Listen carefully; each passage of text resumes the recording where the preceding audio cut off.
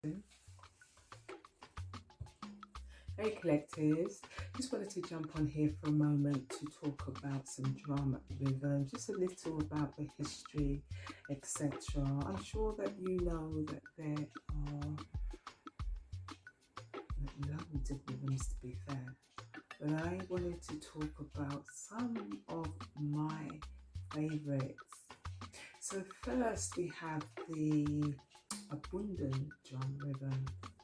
The Bundun drum rhythm came from the Bwali people of the Ivory Coast and essentially played for the king of the village. So as he went to and from his residence, it was primarily the children that would honour the king.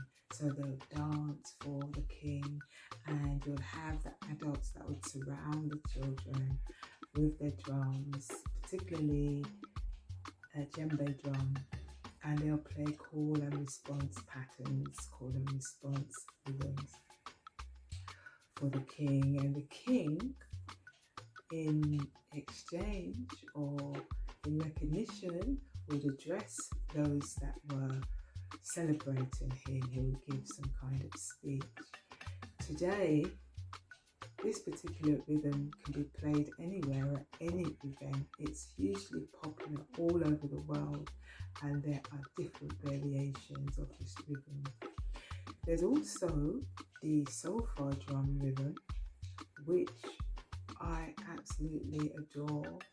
There are variations of the sofa rhythm again, and today, in comparison to where it came from, is massive all over the world, and you can play it at any type of function. But if you go back far enough, you'll find that the same rhythm was played on a bolong, a stringed musical instrument called a bolong, and it was played by griots, and these griots held the history of past wars.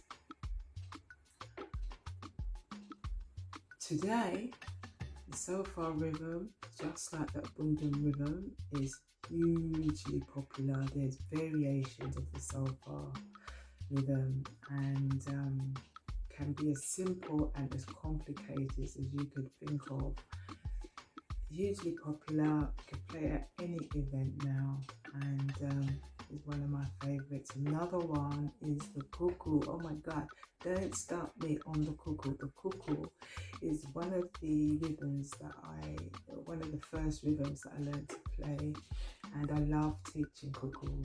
Now, Kuku it comes from, or I should say originates from the Ivory Coast.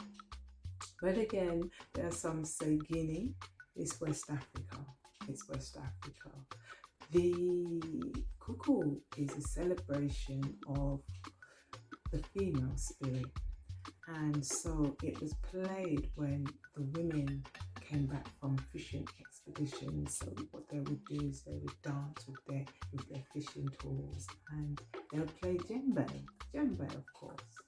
Particularly played with two drums. One djembe would concentrate on the bass, and the other drum would play the rest of the rhythm.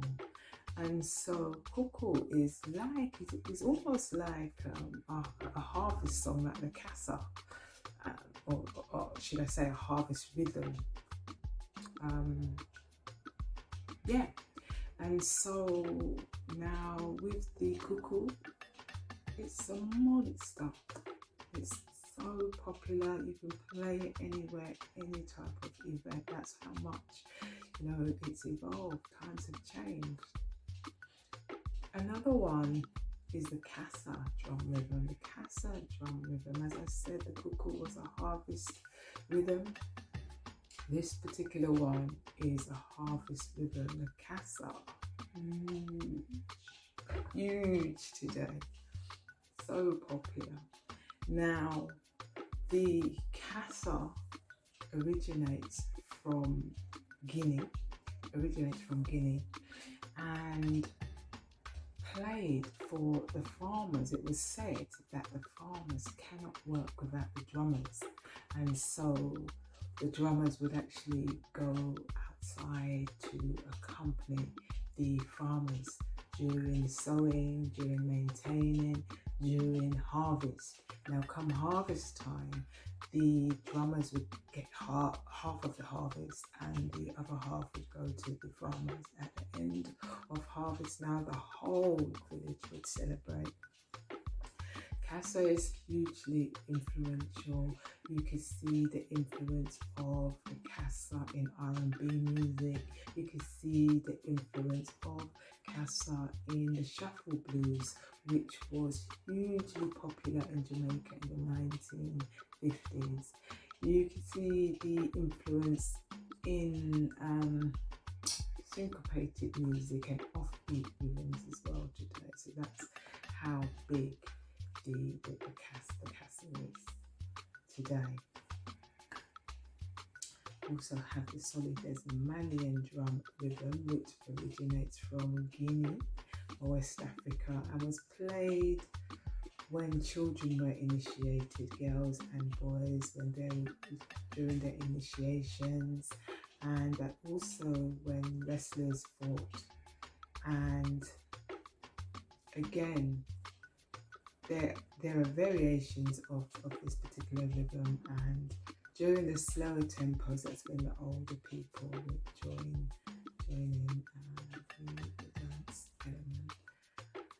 I love drum rhythms, and the fact basically that you can get up, move your body around the drum, and it helps you to heal.